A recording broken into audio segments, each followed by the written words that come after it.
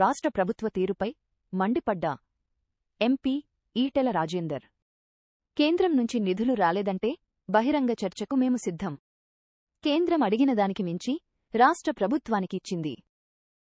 కావాలంటే బహిరంగ చర్చతో మేమే తేల్చి చూపిస్తాం. రేషన్ స్మార్ట్ కార్డుల పేరుతో కొత్త కార్డులు ఇవ్వడంలో ప్రభుత్వం విఫలమైంది. కేంద్ర ప్రభుత్వానికి వాటా ఉన్న కనీసం మోడీగారి ఫోటో కూడా పెట్టలేదు.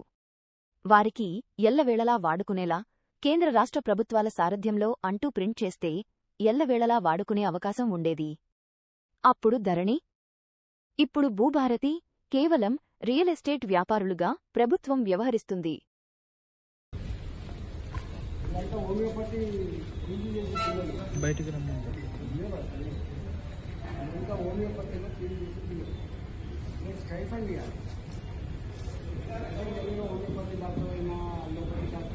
కూడా 9 లక్షల మెట్రిక్ టన్నులు ఇస్తుంది.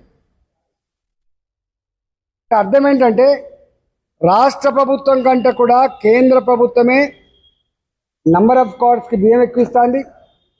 1,91,00,000 మందికి ఇస్తుంది. రాష్ట్ర ప్రభుత్వం ఇచ్చేది మాత్రం 1,50,00,000 మంది విషయంలో కావచ్చు, ట్రిబ్యునల్ రోడ్డు విషయంలో కావచ్చు, ఇవాళ హైదరాబాద్లో మెట్రోస్ విషయంలో కావచ్చు. ఇవన్నీ ఎందుకు పోయి అడుగుతున్నారు? మీరు పెట్టామనే కదా అడిగేది. నీకు ఈ ప్రభుత్వంలో రిటైర్డ్ అయిన ఉద్యోగులు వాళ్ళు దాచుకున్న సొమ్మునిచ్చే దమ్ము లేక ఇవాళ ఆఫీసుల మీద పడిగాపులు కాస్తున్నారు. మీరు ఎప్పుడైనా పోయి చూడండి.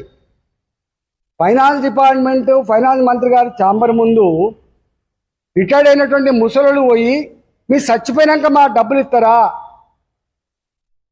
మాకు పైసలు లేవు, మా కొడుకులు తిండి పెడతలేరు, మా బిడ్డలు తిండి పెడతలేరని చెప్పి ఏడ్చేటువంటి ఆర్తనాదాలు ఉన్నాయి కదా. ఎక్కడున్నాయి నీకు? నువ్వు చిన్న చిన్న కాంట్రాక్టర్లు ఇవాళ ఎవడైనా కాంట్రాక్ట్ చేయడానికి వస్తున్నారా? ప్రభుత్వంలో ఇన్ఫ్లుయెన్స్ చేసి డబ్బులు తెచ్చుకోగలం అనేటువంటి కాంట్రాక్టర్లు వేస్తుంది, కానీ చిన్న వాళ్ళు మాత్రం ఎవరు కాంట్రాక్ట్లకు పోతలేరు. నిజం కాదా? చెప్పమని చెప్పండి.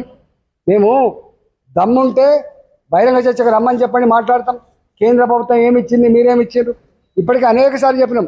పాడిందే పాడరా పాస్వాన్ దాసనాయుడుగా గదే మీరు విమర్శించింది తప్ప మీకు పరిపాలించే నైపుణ్యం లేదు, మీకు ఆ శక్తి లేదు, మీకు అనుభవం లేదంటే మీరు నమ్మరు. 5 లక్షల మెట్రిక్ మొత్తం 1,06,000 కార్డ్స్ ఉంటే 3.4 కోట్ల మందికి ఈ బియ్యం వస్తాయి. ఈ ఇష్యూ ఏంటంటే కేంద్ర ప్రభుత్వమే, నరేంద్ర మోడీ గారి ప్రభుత్వమే బియ్యాన్ని రాష్ట్ర ప్రభుత్వానికి రూపాయి ఖర్చు లేకుండా ఉచితంగా ఇస్తూ ఉంటే కార్డు మాత్రం ఇవాళ రేవంత్ రెడ్డి గారి ఫోటో ఉన్ను ఉత్తమ్ కుమార్ గారి ఫోటో పెట్టిస్తారట. ఎక్కడి న్యాయం ఇది? మేము ఎప్పుడు అంటలే, మేము మోడీ గారి ఇంటికెళ్ళి ఇస్తున్నారు, భారతీయ జనతా పార్టీ ఇంటికెళ్ళి ఇస్తున్నారు మేము అనట్లే. రాష్ట్ర ప్రభుత్వం పైసలు ఖర్చు పెట్టినా, కేంద్ర ప్రభుత్వం డబ్బులు ఖర్చు పెట్టినా, ప్రజలు కట్టిన పనుల పైసలు అయినప్పటికీ కూడా సాంప్రదాయం ఏంటంటే ఇవో కేంద్ర ప్రభుత్వ నిధులతో ఈ రోడ్ వేసినామని, రాష్ట్ర ప్రభుత్వ నిధులతో ఈ రోడ్ వేసినామని చెప్పి పెట్టుకునేటువంటి సంస్కారం ఉంటుంది.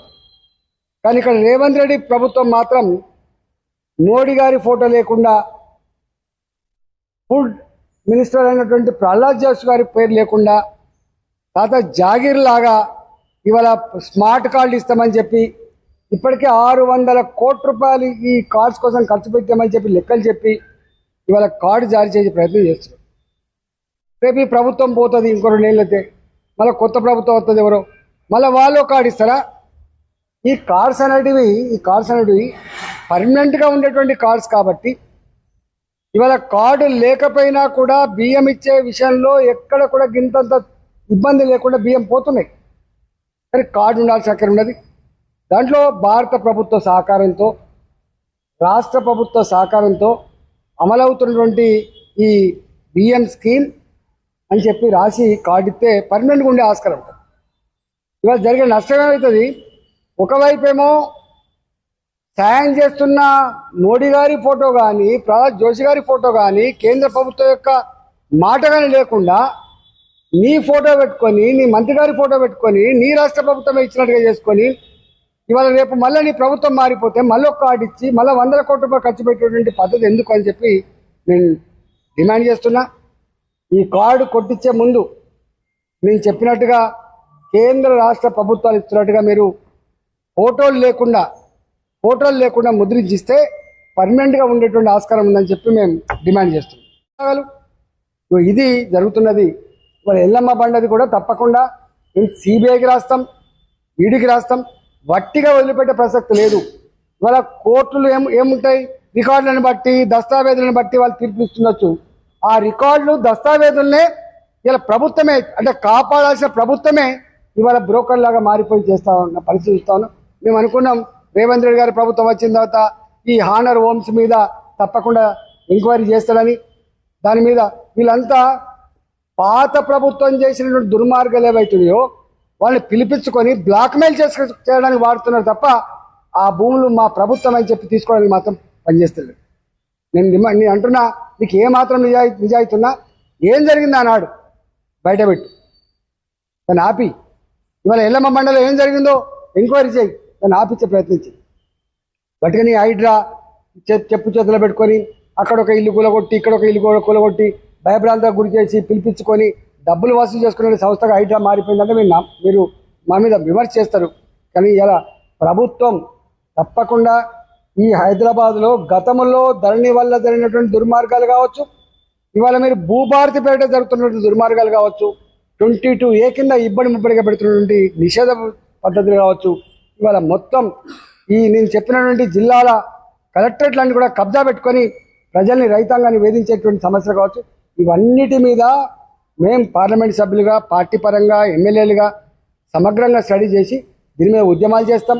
తప్పకుండా దేశంలో ఉన్నటువంటి ఏ సంస్థలైతే వీటిని కాపాడాలో బాధ్యతలో వాటిని తప్పకుండా పంపించే ప్రయత్నం చేస్తాం.